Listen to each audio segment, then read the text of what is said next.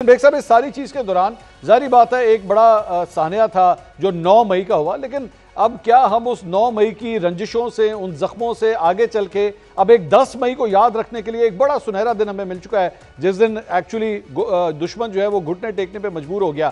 کیا یہ وہ سبق ہے جو اس جیت سے ہم سیکھ کے بطور قوم آگے بڑھ سکیں گے؟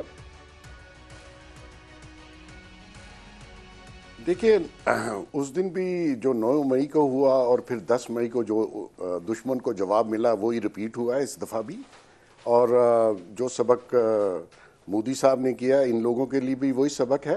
اگر یہ ریئلائز کرتے ہیں کہ ہم نے فیوچر میں کوئی ایسی بات نہیں کرنی، اس کنٹری کے خلاف نہیں جانا، اس قوم کو جھوٹا اور غلط بیانیہ نہیں بنانا، اس نوجوان کو ورگلانا نہیں ہے اپنی افواج کے خلاف، تو ان کے لیے سبق ہے۔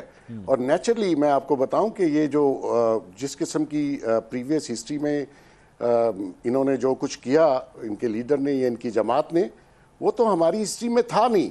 تو مقصد یہ ہے کہ اگر یہ ریئلائز کریں تو ویل اینڈ گڈ، آپ ان کو ضرور نیشنل پالیٹکس میں ایک پازیٹیو کردار ادا کرنا چاہیے۔ ہم بھی اس حق میں تھے اور ہم بھی چاہ رہے تھے کہ آپ ایک پازیٹیو کردار ادا کریں، ایک پولیٹیکل پارٹی بنے، لیکن ان کے لیڈر نے تحریک انصاف کو کبھی پولیٹیکل پارٹی بننے نہیں دیا۔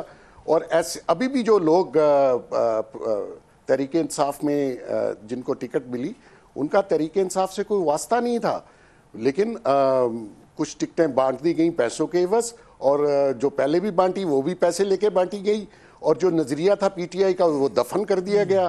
تو مقصد یہ ہے کہ ابھی بھی آپ دیکھ لیں، میرے خیال میں تقریباً کوئی 70% وہ لوگ ہیں جو اپرچونسٹ ہیں، وہ ایک دم ٹکٹ لی، ان کا پی ٹی آئی نظریے جماعت سے کوئی تعلق ہی نہیں۔ بیگ صاحب ایک سوال سر یہ ہے کہ ہم جب مجموعی طور پہ ایک وفاقی وزیر یہ کہہ رہے ہیں کہ نہیں پی ٹی آئی کی جو سوشل میڈیا ٹیم ہے اس نے بڑا ایک پازیٹیو رول ادا کیا، تو کانٹ وی سے دس کہ بطور ایک سیاسی جماعت ایکچولی اب وہ ان میں ایک میچورٹی آئی ہے ایک ایسے موقع پہ جب سب کو اکٹھے ہونے کی ضرورت تھی، تو انہوں نے بھی جو ہے وہ اپنا ایک کردار ادا کیا؟ اب یہ ہم یہ بات کہہ سکتے ہیں یا نہیں کہہ سکتے؟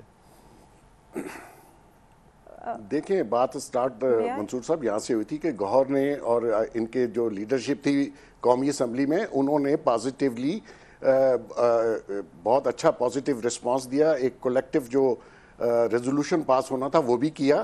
میں اس کی بات نہیں کر رہا، میں یہ کہہ رہا ہوں کہ اگر وہ آج بھی قومی دھارے میں آ کے ایک پازیٹیو رول پلے کرنا چاہیں تو ان کو کرنے دینا چاہیے۔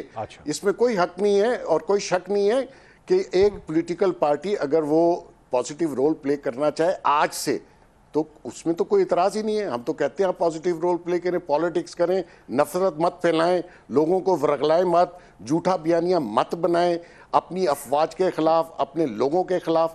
تو ہمارا تو یہی تھا۔ وہ کہتی ہے ہم جرنلسٹ نہیں ہیں تو ہم کیا ادھر سبزی فروٹ کی دکان کرتے ہیں؟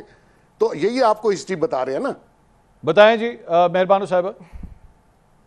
نہیں سر، آپ ایک خصوص قسم کا چورن بیچتے ہیں، یہی تو میں آپ سے کہہ رہی ہوں، آپ نفرتیں مت پھیلائیں۔ تو پھیلا کون رہا تھا؟ آپ لوگ پھیلا رہے تھے نا۔ اینڈ آئی تھنک صرف عطا اللہ تارڑ صاحب نے یہ بیان نہیں دیا، D G I S P R نے اپنی پریس کانفرنس میں جب کہا کہ ہم سب سیاسی جماعتوں کا بلا تفریق شکریہ ادا کرتے ہیں اور نوجوانوں کا جن کو ڈیجیٹل دہشت گرد سے اٹھا کر سائبر واریئرز کا لقب دوبارہ دیا گیا، آئی تھنک وہ ایک بہت معنی خیز کچھ جملے تھے جس سے میرے خیال میں ہر طرف بہت سی ریئلائزیشنز ہوئی ہیں اور بہت اچھی ہوئی ہیں۔ We need a pause, we need a reset internally as well.